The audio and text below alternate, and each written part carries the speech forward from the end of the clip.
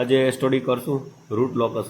Okay, previous લેક્ચરમાં આપણે જોયું કે Hurwitz stability criteria, Routh stability criteria એના સ્પેશિયલ કેસીસ જોયા. ઓકે, ટૂંકમાં જે આપણે અલગ અલગ ટેકનિક બધી જોઈ, બરાબર, એમાં અલગ અલગ ટેકનિકથી આપણે કઈ રીતે સ્ટેબિલિટી ફાઇન્ડ કરવી એ આપણે અલગ અલગ ટેકનિકો બધી જોઈએ. ઓકે, તો આ પણ જે રૂટ લોકસ છે એ પણ સ્ટેબિલિટી ફાઇન્ડ કરવા માટે યુઝ થાય છે. બરાબર, હવે વાય ધીસ ટેકનિક યુઝ, આ ટેકનિકનો યુઝ શું કરવા થાય છે? બરાબર, તો આપણે રૂથ હર્વિસ ક્રાઇટેરિયાની મદદથી આપણે સ્ટેબિલિટી ફાઇન્ડ કરતા, તો આ ટેકનિકની મદદ શું કરવા યુઝ કરીએ? બરાબર, એ મેઇન પ્રશ્ન છે.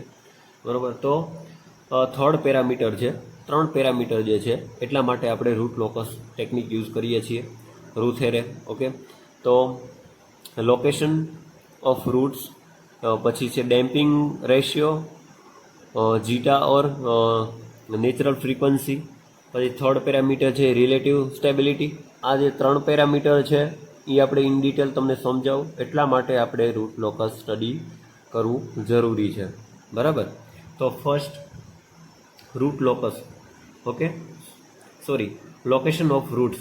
તો અત્યાર સુધીની જે આપણે ટેકનિક જોઈ, બરાબર, એમાં સિસ્ટમ સ્ટેબલ છે કે અનસ્ટેબલ છે, બરાબર, અથવા તો માર્જિનલી સ્ટેબલ છે, અને કેટલા પોલ લેફ્ટ હેન્ડ સાઈડ લાઈ કરે છે અને કેટલા પોલ રાઈટ હેન્ડ સાઈડ લાઈ કરે છે, બરાબર, એ આપણે જોયું. પરંતુ આની ફિક્સ લોકેશન આપણને મળતું નહોતું. બરાબર, એમાં આપણને ફિક્સ લોકેશન મળતું નહોતું. બરાબર, તો આ જે ટેકનિક છે એની મદદથી આપણે કોઈ પણ રૂટ્સ જે છે, કોઈ પણ રૂટ એનો ફિક્સ લોકેશન આપણે ફાઇન્ડ કરી શકશું. બરાબર, આપણે જે અત્યાર સુધીની બધી ટેકનિક જોઈ હતી, બરાબર, એમાં આપણે લોકેશન ફાઇન્ડ કરીને નહોતા શકતા, ફિક્સ લોકેશન. બરાબર, આપણે સ્ટેબિલિટી ફાઇન્ડ કરતા કે સિસ્ટમ સ્ટેબલ છે કે અનસ્ટેબલ છે, એ નોર્મલી આપણે બધું જોયું. બરાબર, પણ આ જે પેરામીટર છે ખાસ સમજો, તો આપણે લોકેશન ફાઇન્ડ નહોતા કરી શકતા, ફિક્સ લોકેશન ફાઇન્ડ નહોતા કરી શકતા. એટલા માટે આ રૂટ લોકસ જે છે એ સ્ટડી કરવું જરૂરી છે. બરાબર, એક્ઝામમાં તમને ક્વેશ્ચન પૂછાય, એવો સવાલ પૂછાય કે why this technique use root locus. બરાબર, તો આ મેં તમને જે સમજાવું છું એ તમને તમારે સમજાવવાનું રહેશે આ 3 પેરામીટરમાં, કે આ લોકેશન ઓફ રૂટ્સ જે છે એ આપણે અધર ટેકનિકમાં આપણે યુઝ નહોતા કરતા. આપણે આ ટેકનિકમાં આનો યુઝ થાય છે. આપણે ફિક્સ લોકેશન આપણે આની મદદથી યુઝ કરી શકીએ છીએ, એટલા માટે રૂટ લોકસ યુઝ કરવું જોઈએ અને આ નેસેસરી છે. બરાબર, હવે ડેમ્પિંગ રેશિયો, જીટા ઓર નેચરલ ફ્રીક્વન્સી. ઓકે, સેકન્ડ, તો કોઈ પણ કંટ્રોલ સિસ્ટમ જે છે એમાં રૂથ હર્વિસની મદદથી ફાઇન્ડ આઉટ નહોતા કરી શકતા. બરાબર, એટલા માટે રૂટ લોકસને સ્ટડી કરીએ છીએ. બરાબર, અને એની મદદથી આપણે બંને પેરામીટરની વેલ્યુ ફાઇન્ડ કરી શકીએ છીએ. બરાબર, સમજ્યા તમે હવે કે આપણે જે આ જીટા છે અને નેચરલ ફ્રીક્વન્સી જે આ બંને પેરામીટર છે, બરાબર, એની વેલ્યુ આપણે આ બે પેરામીટરની વેલ્યુ આપણે ફાઇન્ડ નહોતા કરી શકતા. ઓકે, તો આ ડેમ્પિંગ રેશિયો જે છે, ઓકે, જીટા અને નેચરલ ફ્રીક્વન્સી, બરાબર, આ બંને પેરામીટરની વેલ્યુ આપણે આમાં ફાઇન્ડ કરી શકીએ છીએ. બરાબર, અને અધર ટેકનિકમાં આપણે આવું કરી શકતા નહોતા. બરાબર, next third parameter most important, relative stability. બરાબર, રિલેટિવ સ્ટેબિલિટી. હવે રિલેટિવ સ્ટેબિલિટી એટલે શું? તો માની લ્યો કે મારી પાસે સિસ્ટમ અહીંયા 1 છે, અગાઉ પણ મેં તમને આ વાત કરી હતી રિલેટિવ સ્ટેબિલિટી, અને અહીંયા બીજી સિસ્ટમ છે. બરાબર, આ એક કંટ્રોલ સિસ્ટમ છે, આ બીજી કંટ્રોલ સિસ્ટમ છે. બરાબર, તો આ બંને કંટ્રોલ સિસ્ટમમાં વધારે કઈ સિસ્ટમ સ્ટેબલ છે, બરાબર, એને કહેવાય રિલેટિવ સ્ટેબિલિટી. બરાબર, ઓકે, તો હવે આ જે રિલેટિવ સ્ટેબિલિટીને કહેવાય. બરાબર, હવે આ relative stability is not visible in Routh array, but it visible to help of root locus technique. બરાબર, તો આ બધા રીઝન છે એટલા માટે આપણે રૂટ લોકસ સ્ટડી કરવું જરૂરી છે. બરાબર, આ 3 પેરામીટર ખાસ યાદ રાખજો, એક્ઝામમાં એવો ક્વેશ્ચન પૂછાય તો આટલું આપણે બધું લખવાનું છે ઇન ડિટેલ. બરાબર, મેં તમને જે સમજાવ્યું હોય એ. બરાબર, નેક્સ્ટ જોઈએ ડેફિનેશન. બરાબર, તો આ માની લ્યો કે આ કંઈક સિસ્ટમ છે, બરાબર, આ ઓપન લૂપ કંટ્રોલ સિસ્ટમ છે માની લ્યો તમે, બરાબર, અને એનો જે ગેઇન છે એ કે છે, બરાબર. આપણે અહીં કંઈક ઇનપુટ આપીએ છીએ અને મને આઉટપુટ મળે છે.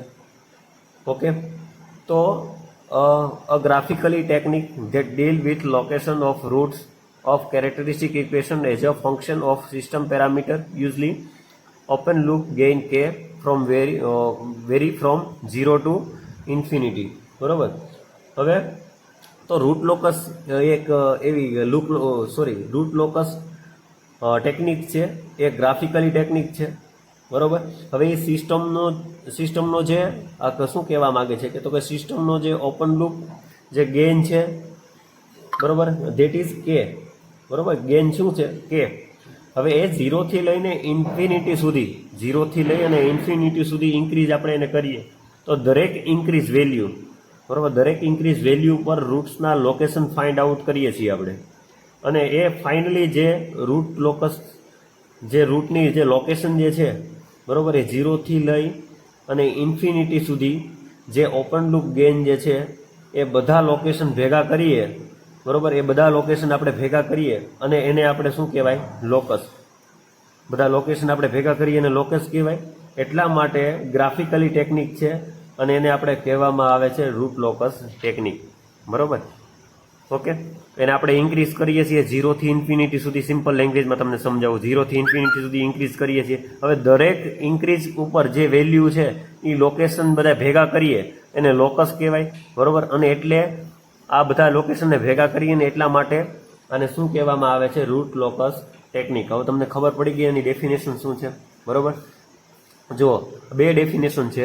If all location are join, બધા લોકેશન ભેગા કરીએ છીએ, બરાબર, the resulting diagram or locus is called root locus. Okay, જે રિઝલ્ટિંગ ડાયાગ્રામ આપણને મળે છે locus or locus is called root locus, બરોબર. આ ડેફિનેશન ખાસ યાદ રાખજો.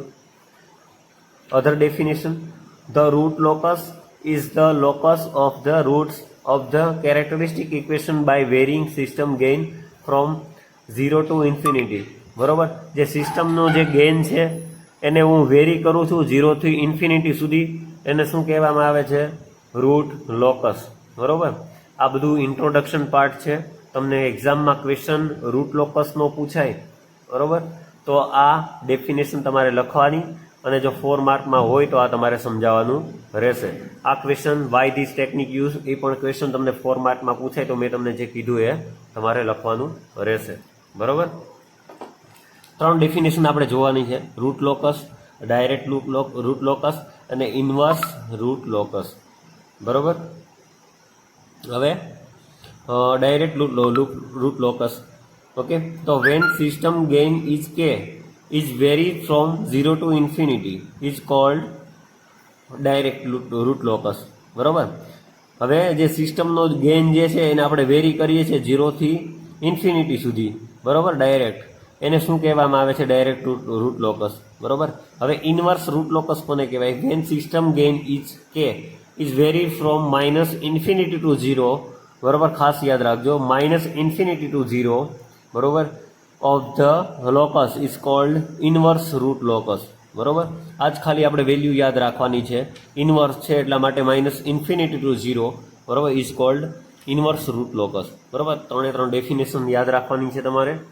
ઓકે, નેક્સ્ટ પોઈન્ટ જોઈએ. This technique work on open loop transfer function by analysis stability of close loop system.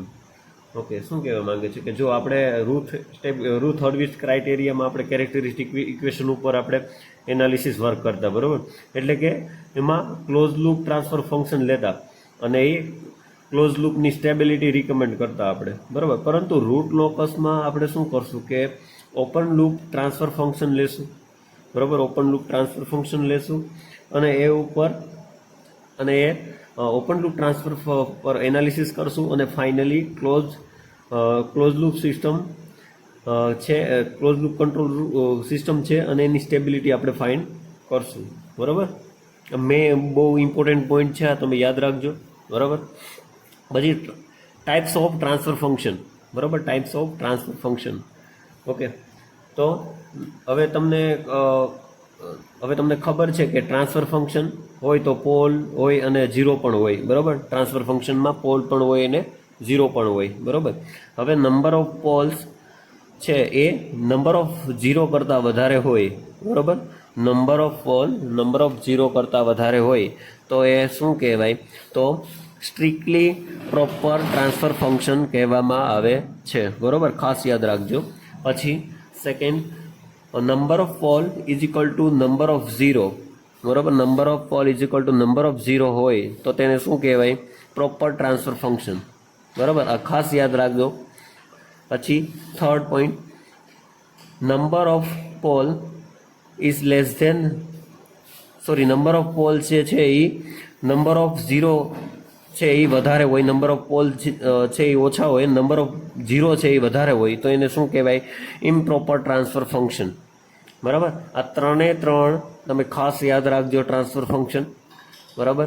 હવે એ ક્યાં લાઈ કરે છે એ જો તમને કહું તો નંબર ઓફ પોલ જે છે એ વધારે હોય નંબર ઓફ ઝીરો કરતાં, ઓકે. તો P number of poles minus number of zero, બરાબર.